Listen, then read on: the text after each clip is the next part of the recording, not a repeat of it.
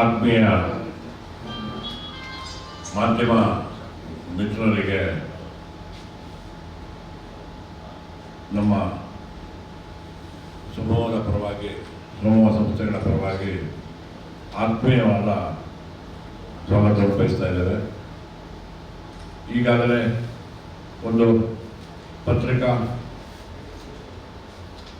ಗೋಷ್ಠಿಗೆ ಬೇಕಾಗಿರುವಂಥ ಒಂದು ಎಲ್ಲ ಸವಿಸ್ತಾರವಾದ ಒಂದು ನೋಟನ್ನು ತಮ್ಮ ಕೈಗೆ ತಲುಪಿಸಲಾಗಿದೆ. ತಲುಪಿದೆ ಅನ್ಕೊತಾ ಇದ್ದೀನಿ. ಎಲ್ಲರೂ ತಲುಪಿದಲ್ಲ ಸರ್? ಅದನ್ನು ಪ್ರತಿಯೊಂದು ನಾನು ಎಳೆಯಾಗಿ ಹೇಳೋದಿಲ್ಲ, ಆದರೆ ಸುವಿಸ್ತಾರವಾಗಿದೆ. ಮತ್ತು ನಿಮ್ಮ ಸಮಯವನ್ನು ನಾನು ಹಾಳು ಮಾಡಲಿಕ್ಕೆ ಇಷ್ಟಪಡೋದಿಲ್ಲ. ತುಂಬ ಕಾರ್ಯಭಾರದ ಒತ್ತಡದಲ್ಲಿ ತಾವಿರ್ತೀರ. ಇಂಥ ಫಂಕ್ಷನ್ಗಳು ಬೇಕಾದಷ್ಟು ಇರುತ್ತೆ. ನಮಗೊಂದು ಸಮಯ ಕೊಟ್ಟಿದ್ದಕ್ಕೆ ನಾವು ನಿಮಗೆ ಆಭಾರಿಯಾಗಿದ್ದೇವೆ. ಮೊದಲನೇದಾಗಿ ಈಗಾಗಲೇ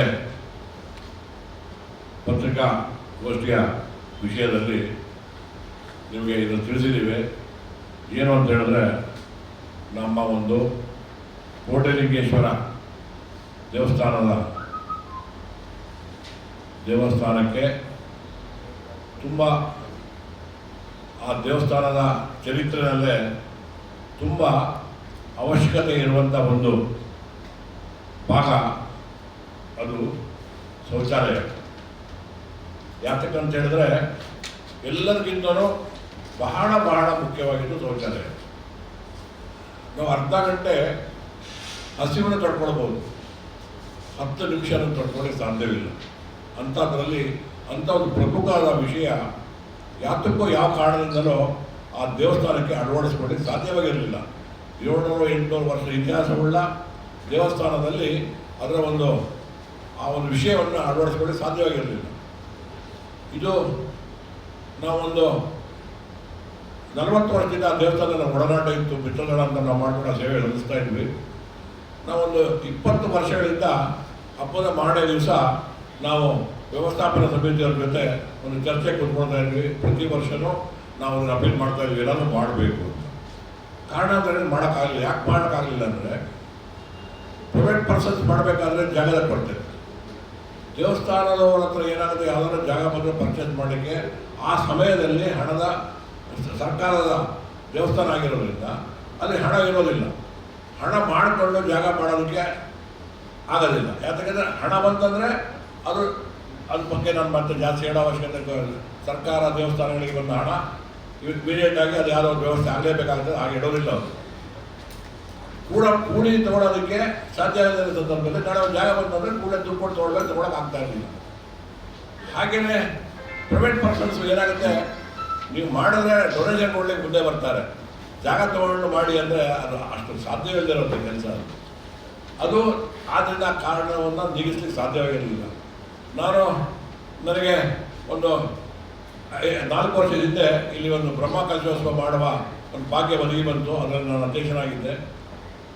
ಆ ಸಮಯದಿಂದ ನಾವು ನೋಡ್ತಾನೆ ಇದ್ವಿ, ಮೊದಲಿನ ನೋಡ್ತಾ ಇದ್ವಿ. ಒಂದು ಕಲ್ಚರಲ್ ಪ್ರೋಗ್ರಾಮ್ ಮಾಡಲಿಕ್ಕೆ ಬರ್ತಾರೆ ಹಬ್ಬಕ್ಕೆ. ಆ ಹೆಣ್ಮಕ್ಳು ಕಾರ್ಯಕ್ರಮ ಕೊಡ್ಲಿಕ್ಕೆ ಬರ್ತಾರೆ. 6 ಗಂಟೆ 7 ಗಂಟೆ ವೇಷ ಹಾಕಿ ಕೂತ್ಕೊಳ್ತಾರೆ. ಅಂದರೆ 11 ಗಂಟೆವರೆಗೆ ಅಲ್ಲಿ ಹೋಗ್ಲಿಕ್ಕೆ ಮುಂದೆ ಹೋಗ್ಬೇಕಂದ್ರೆ ಒಂದು ಅವಕಾಶ ಇರ್ತಾ ಇರಲಿಲ್ಲ. ಹೆಣ್ಮಕ್ಳೆಲ್ಲ ಪೂರೈಸ್ಕೊತಾ ಇದ್ರು. ಆದರೆ ಅಷ್ಟು ಅದರ ಒಂದು ಅವಶ್ಯಕತೆ ಇತ್ತು. ಅದನ್ನು ನಾವು ಅರ್ಥಕೊಂಡು ಇತ್ತೀಚೆಗೆ ಇದು ಹೀಗಿದ್ದರೆ ನಾವು ಇಬ್ಬರಿಗೆ ಮಾಡೋಕ್ಕಾಗಲ್ಲ ಅಂತ ನಾವು ಪ್ರಬಲವಾದ ಟ್ರಸ್ಟನ್ನು ರಚನೆ ಮಾಡಿದ್ವಿ.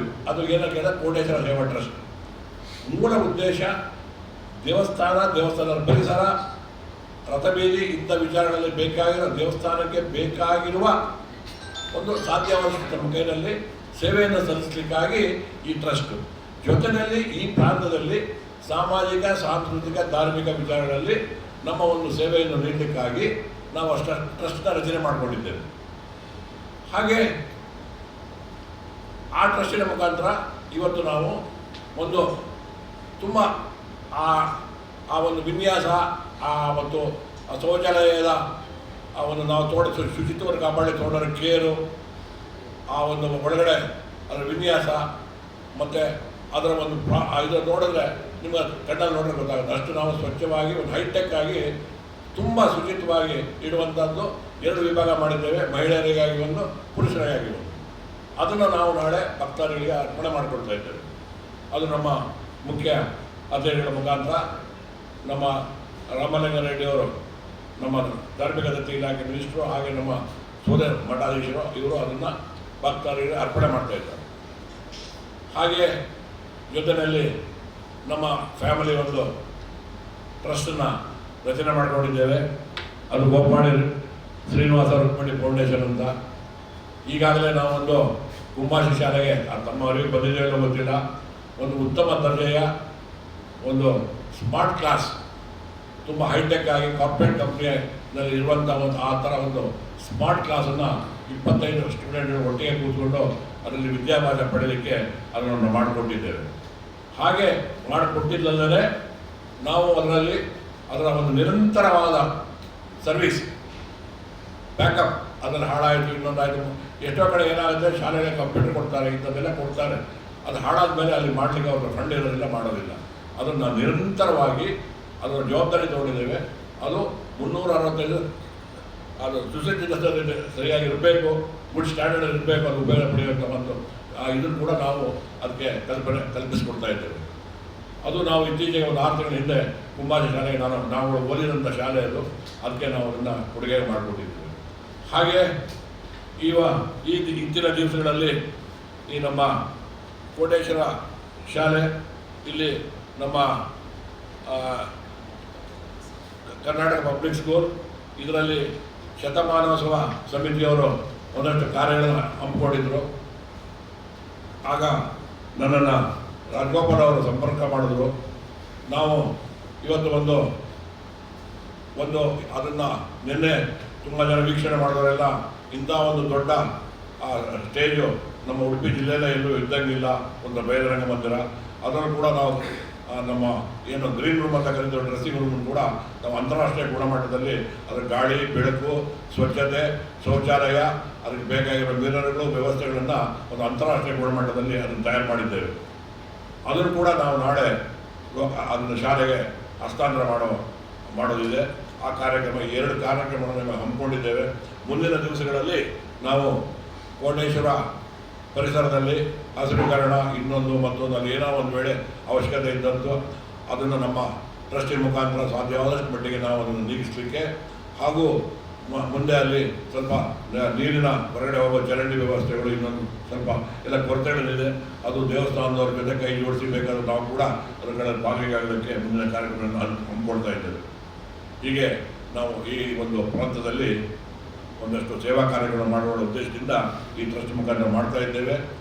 ಎಲ್ಲ ವಿಷಯಗಳನ್ನು ಅಳವಡಿಸಿದ್ದೇವೆ. ತಾವುಗಳು ದಯಮಾಡಿ ಇದನ್ನು ನಮ್ಮ ಜನಗಳು ಇದರ ಸದುಪಯೋಗ ಪಡೆಯಲಿಕ್ಕೆ ನೀವು ಪ್ರಚಾರ ಕೊಟ್ಟು ಅವರಿಗೆಲ್ಲ ಎಷ್ಟು ಜನ ಅದನ್ನು ಪಡಿತಾರೋ ಅದು ಸೌಲಭ್ಯ, ಆಶ್ರಯ ನಿಮ್ಗೆ ತಲುಪುತ್ತೆ. ನೀವು ಎಷ್ಟು ಚೆನ್ನಾಗಿ ಜನಗಳನ್ನು ನಾವು ಮಾಡ್ಬೋದು, ಆದರೆ ಜನರನ್ನು ತಲುಪಿಸಲಿಕ್ಕೆ ನೀವಿಲ್ಲದೆ ಅದು ಆಗದೇ ಇರೋ ವಿಚಾರ. ಆದ್ದರಿಂದ ನಿಮ್ಮ ಪ್ರಾಮುಖ್ಯತೆ ಬಹಳ. ನಾವು ದುಡ್ಡು ಹಾಕೋದು, ಕಟ್ಟಿಸೋದು ಒಂದು ವಿಚಾರ, ಆದರೆ ಅದು ಆ ಸೇವೆ ಜನಗಳಿಗೆ ತಲುಪಬೇಕಾದ್ರೆ ನಿಮ್ಮ ಒಂದು ಅದರಲ್ಲಿ ಅವಶ್ಯಕತೆ ಬಹಳ ಇದೆ. ಆದ್ದರಿಂದ ದಯಮಾಡಿ ಈ ವಿಚಾರವನ್ನು ಒಂದು ಸಮಾಜ ಸೇವೆಯ ದೃಷ್ಟಿ ಆಗಿರೋದ್ರಿಂದ ಈ 2 ಪ್ರಾಜೆಕ್ಟ್ಗಳನ್ನು ನೀವು ಜನಗಳಿಗೆ ತಲುಪುವಂಥ ವ್ಯವಸ್ಥೆನ ಮಾಡಿಕೊಡ್ಬೇಕು. ಅದು ಜನಗಳಿಗೆ ಎಲ್ಲ ಕಾರ್ನರ್ಗೂ ಮುಟ್ಟಬೇಕು. ಅದು ಆ ಥರ ನಮ್ಮನ್ನು ಕೇಳ್ಕೊಳ್ತಾ ಮುಂದೆ ಆ ಶಾಲೆಯಲ್ಲಿ ವಿಜೃಂಭಣೆಯ ಕಾರ್ಯಕ್ರಮಗಳು ನಡೀಬೇಕು. ಹಾಗೆ ಈ ಪ್ರಾಂತದಲ್ಲಿ ಸಾಮಾಜಿಕ ಸಾಂಸ್ಕೃತಿಕ ಚಟುವಟಿಕೆಗಳಿಗೆ ಒಂದು ಕೇಂದ್ರ ಆಗಬೇಕು. ಇದೆಲ್ಲ ಆಗಬೇಕಾದ್ರೆ ತಾವುಗಳು ಮನಸ್ಸು ಮಾಡಿದ್ರೆ ಅದು ದೊಡ್ಡ ವಿಷಯ ಅಲ್ಲ. ಅದು ಜನರನ್ನು ತಲುಪಿದವಾಗ ಆಟೋಮೆಟಿಕ್ಕಾಗಿ ನಾವಾಗಲಿ, ಇನ್ನೊಬ್ಬರಾಗಲಿ, ಮತ್ತೊಬ್ಬರಾಗಲಿ ಅದು ಮುಂದೆ ಬಂದು ಅದರ ಅವಶ್ಯಕತೆಯನ್ನು ತಿಳ್ಕೊಂಡು ಮಾಡ್ತಾರೆ ಅಂತ ನಮ್ಮ ಒಂದು ನಂಬಿಕೆ. ಆದ್ದರಿಂದ ದಯಮಾಡಿ ನಾನು ನಿಮ್ಮನ್ನು ಕೇಳ್ಕೊಳ್ತಾ ಇದ್ದೀನಿ. ಇದನ್ನ ಒಂದು ಜನರಿಗೆ ತಲುಪುವಂಥ ಒಂದು ವಿಚಾರವನ್ನು ನಾವು ನಿಮ್ಮ ಮುನ್ನಡೆಸ್ತಾ ಇದ್ದೇವೆ ಅಂತ ಹೇಳ್ತಾ, ಮುಂದೆ ನಮ್ಮ ಕಾರ್ಯದರ್ಶಿಯವರು ಏನಾದರೂ ಮಾತಾಡ್ತಾರೆ. ಸುರೇಶ್ ಬೆಡ್ಡಿಯವರು ಕೋಟೇಶ್ವರ ದೇವಸ್ಥಾನ ಜೀರ್ಣೋದ್ಧಾರ ಸಮಿತಿ ಅಧ್ಯಕ್ಷರಿದ್ದಾರೆ ಮತ್ತು ನಮ್ಮ ಸಂಸ್ಥೆಯ ಟ್ರಸ್ಟಿಗಳಿವರು. ನಮ್ಮ ಕೋಟೇಶ್ವರ ಸೇವಾ ಟ್ರಸ್ಟ್ನ ಇವರು ರಾಜಗೋಪಾಲ್ ಅವರು, ಕೃಷ್ಣದೇವ ಕಾರಂತರು, ಕಿಣಿಯವರು ಮತ್ತು ಸುರೇಶ್ ಬೆಡ್ಡಿಯವರು ಎಲ್ಲ ನಮ್ಮ ಟ್ರಸ್ಟಿಗಳು. ಇಂಥ ಮಹನೀಯರು ಇರಬೇಕಾದ್ರೆ ನಾವು ಎಷ್ಟೋ ಸೇವಾ ಕಾರ್ಯಗಳನ್ನು ಮಾಡ್ಬೋದು ಅನ್ನೋ ನಂಬಿಕೆಯಿಂದ ಇದು ಹುಟ್ಟಾಕೊಂಡಿದ್ದೀವಿ.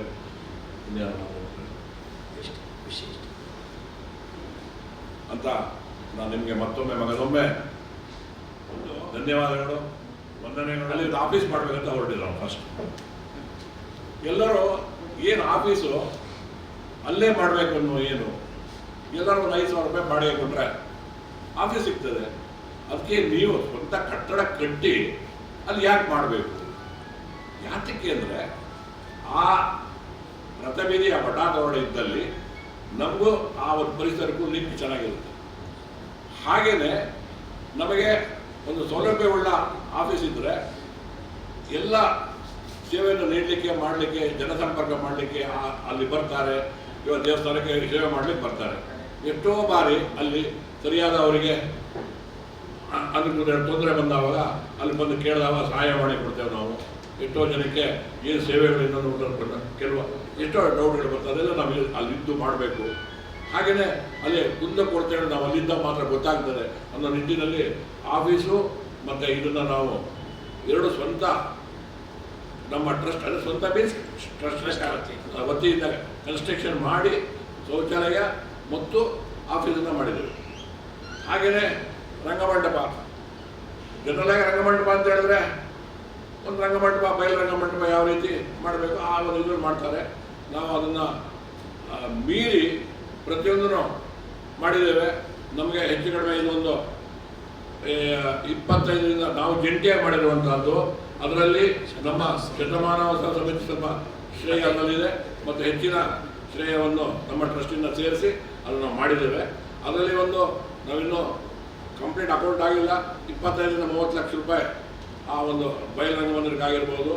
ಅದೇ ರೀತಿ ಸ್ವಚ್ಛ ಮತ್ತು ನಮ್ಮ ಏನು ಸ್ವಚ್ಛತಾ ಅಭಿಯಾನ ಕೆಳಗಡೆ ಮಾಡಿರುವಂಥ ಶೌಚಾಲಯ ಆಫೀಸು ಅದು ಕೂಡ ಒಂದು ಕಡಿಮೆ ಒಂದು 25 ಲಕ್ಷ ರೂಪಾಯಿ ಬಜೆಟ್ ಆಗಿರ್ಬೋದು ಅಂತ ನಾವು ಅನ್ಕೊಳ್ತಾ ಇದ್ವಿ. ಇದು 100% ಲೆಕ್ಕ ಆಗಿಲ್ಲ. ಹೀಗೆ ಒಂದು ಅದರ ಒಂದು ಬಜೆಟ್ ಹೀಗೆ ಬಂದಾವಾಗ ಅಂದ್ಕೊಳ್ತೇವೆ. ಆ ಸಮಯದಲ್ಲಿ ಹಣಕಾಸಿನ ಸೌಲಭ್ಯ ನೋಡ್ಕೊಂಡು ನಾವು ಮಾಡ್ತೇವೆ. ಆ ಪ್ರಾಡಕ್ಟ್ ಗಾತ್ರ ಅಳತೆ ಎಲ್ಲ ನೋಡಿ ಆ ಟ್ರಸ್ಟಿಗೆ ಸಂಪರ್ಕ ಮಾಡಿ ಮಾಡ್ತೇವೆ. ನಾವು ಎಲ್ಲ ಒಂದು 3 ಕ್ಷೇತ್ರದಲ್ಲಿ ಸಾಧ್ಯವಾದಷ್ಟು ನಾವು ಒಂದಷ್ಟು ಕಾಂಟ್ರಿಬ್ಯೂಷನ್ ಮಾಡಿಕೊಂಡು ಮತ್ತೆ ನಾವು ಟ್ರಸ್ಟಿಗಳು ಬಿಟ್ಟು ಬೇರೆ ಕಡೆ ಹೋಗಿ ದುಡ್ಡು ವಸೂಲಿ ಮಾಡಿ ನಾವು ಮಾಡಲ್ಲ. ಏನಿದ್ರು ನಮ್ಮ ಟ್ರಸ್ಟಿಗಳ ವತಿಯಿಂದ ಮಾತ್ರನೇ ಮಾಡೋಂಥದ್ದು. ಯಾಕಂದರೆ ಬೇರೆ ಕಡೆ ನಾವು ಹಣ ಕೇಳಿ ತೊಗೊಂಬರೋದು, ಅರಸಿ ಕೊಡೋದು ಆ ವಿಚಾರ ಇಟ್ಕೊಂಡಿಲ್ಲ. ಯಾಕಂತ ಹೇಳಿದ್ರೆ ಅದು ಬೇರೆ ವಿಚಾರ, ನಮ್ಮಲ್ಲಿ ಅದು ಇಟ್ಕೊಂಡಿಲ್ಲ. ನಾವು ಸದ್ಯದ ಪರಿಸ್ಥಿತಿಯಲ್ಲಿ ನಮ್ಮ ಫಂಡಿಂಗ್ ಏನಿರುತ್ತೋ ಆ ಫಂಡಿಂಗ್ನಲ್ಲಿ ಸಾಧ್ಯವಾದಷ್ಟು ಮಟ್ಟಿಗೆ ಎಲ್ಲ ಕ್ಷೇತ್ರಗಳು ಅದಷ್ಟು ಮಾಡಬೇಕು ಅಂತ ಅದು ಇದು ಒಂದು ಇವಾಗ ಹೇಳಲಿಕ್ಕೆ ಬರಲ್ಲ. ಆ ಸಮಯಕ್ಕೆ ತಕ್ಕಂತೆ ನಾವೇ ಬಂದಿಸ್ತೇವೆ ಮನೆ, ಅದಾದ ಇನ್ನೊಂದು ಮನೆ, ಹಾಗೆ ಫಸ್ಟ್ ನಮ್ಮದು. ನಾವು ನಮಗೆ ಎಲ್ಲ ಕೊಟ್ಟಂಥ ಈ ಸ್ಥಾನ, ನಮಗೆ ಎಲ್ಲದನ್ನು ಕೊಟ್ಟಂಥ ಸ್ಥಾನ ಈ ಸ್ಥಾನ ಫಸ್ಟ್ ನಾವು ಕಾಪಾಡಬೇಕು. ಅಂದರೆ ಕಾಪಾಡೋಕೆ ಎಲ್ಲರೂ ಕಾಪಾಡ್ತಾ ಇದ್ದಾರೆ, ನಾವು ಸೇವೆ ಸಲ್ಲಿಸಬೇಕು. ಇಲ್ಲಿ ಸೇವೆ ಸಲ್ಲಿಸಿ ಮತ್ತೆ ಮುಂದಿನ ದೇವರಿಗೆ ಪೂಜೆ ಮಾಡಲಿಕ್ಕೆ ಹೋಗುವಂಥದ್ದು. ಫಸ್ಟ್ ನಮ್ಮ ಕೋಡಿಲಿಂಗೇಶ್ವರ ದೇವಸ್ಥಾನಕ್ಕೆ ಮಾಡಬೇಕು, ಆಮೇಲೆ ತಿರುಪತಿಗೆ ಹೋಗಬೇಕು. ಸ್ಟೇಜಲ್ಲೂ ಕೂಡ ಇದೆಲ್ಲ ಶೌಚಾಲಯ ಮತ್ತೆ ಸ್ಟೇಜ್ ಮೇಂಟೈನ್ 15 ವರ್ಷಕ್ಕೆ ನಾವೇ ಮಾಡ್ತೇವೆ ಅಂತ ಬರ್ತೀವಿ. ಅಲ್ಲಿ ಯಾವುದೇ ಲೋಪದೋಷಣೆ ಬರ್ತದೆ ಅಷ್ಟೆಲ್ಲ ಮಾಡಿ ಒಂದು ಸ್ವಲ್ಪ ದಿವಸಕ್ಕೆ ಲೈಟ್ ಹೋಯಿತು, ಬಿಲ್ಲರ್ ಹೊಡೆದೋಯ್ತು, ನಲ್ಲಿ ಕಿತ್ತೋಯ್ತು, ಬಂದ್ ಮಾಡಿ ಇಡೋದು ಪರಿಸ್ಥಿತಿ ಬರೋಕ್ಕೆ ಬಿಡೋದಿಲ್ಲ. ನಾವು ಅದನ್ನು ಕರಾರವಾಗ ಮಾಡಬೇಕು ಅಂತ ಸಂಕಲ್ಪದಲ್ಲೇ ಕಟ್ಸಿ ಕೊಟ್ಬಿಡೋದು ಒಂದೇ ಅಲ್ಲ. ನಾವು ಎಲ್ಲೇ ಮುಂದಿನ ದಿವಸಗಳಲ್ಲಿ ನಾವು ಪ್ರೈವೇಟ್ ಮಾಡಿದ್ರೆ ಅದಕ್ಕೆ ಮೇಂಟೆನೆನ್ಸ್ ಕೂಡ ಅವ್ರು ನಮಗೆ ಕೊಟ್ಟಲ್ಲಿ ಮಾತ್ರ ಮಾಡಿಕೊಡಿದ್ರೆ ನಾವು ಕೊಡೋದಿಲ್ಲ. ಅದು ಟ್ರಸ್ಟಿಗಳು ಜಾಸ್ತಿ ಆಗೋದಿಲ್ಲ ಇಲ್ಲ ಹೋಗಿ ನೋಡ್ಲಿಕ್ಕೆ ಬಿಡಬೇಕು, ಆಗಾಗ ನೋಡಬೇಕು ಅನ್ನುವಂಥ ಕೂಡ ಜವಾಬ್ದಾರಿ. ಇವತ್ತು ನೋಡಿ ಈ ಎಲ್ಲ ಪ್ರಾಂತ್ಯದಲ್ಲೂ ನೋಡ್ತೀವಿ ನಾವು, ಕಂಪ್ಯೂಟರ್ ಕೊಟ್ಟಿರ್ತಾರೆ ತುಂಬ ಜನ. ಬ್ಯಾಂಗ್ಳೂರವರು 20-30 ಕಂಪ್ಯೂಟರ್ ಕೊಡ್ತಾರೆ. ಕೆಲವು ಇವತ್ತು ತುಂಬ ಜನ ಒಂದು ಕಂಪ್ಯೂಟರ್ ಇಲ್ಲ ಸರ್, ಮುಂದೆ ಒಂದು ಕಂಪ್ಯೂಟರ್ ಇಲ್ಲ, ಬೋರ್ಡ್ ಬಂದು ರೋಡಾಗಿದೆ. ಕರ್ನಾಟಕ ಬ್ಯಾಂಕ್ನವರ ಯೋಜನೆ ಕಾರಣ ಮಾತ್ರ ಅಂದರೆ ನಾವು ಅಷ್ಟು ಮಾಡಿದ್ವಿ ಇಷ್ಟು ಮಾಡಿದ್ವಿ ಅಂತ ಇವಾಗೆಲ್ಲ ಅಸೂರ್ಟ್ ಮಾಡೋ ಪರಿಸ್ಥಿತಿ ಇಲ್ಲ. ನಮಗೆ ಅದನ್ನೆಲ್ಲರೂ 15 ವರ್ಷ ಮೇಂಟೈನ್ ಮಾಡಬೇಕು. ಅದಕ್ಕೇನು ಇರಬೇಕು, ಅದಕ್ಕೇನು ಫಂಡ್ ಬೇಕು ಎಲ್ಲ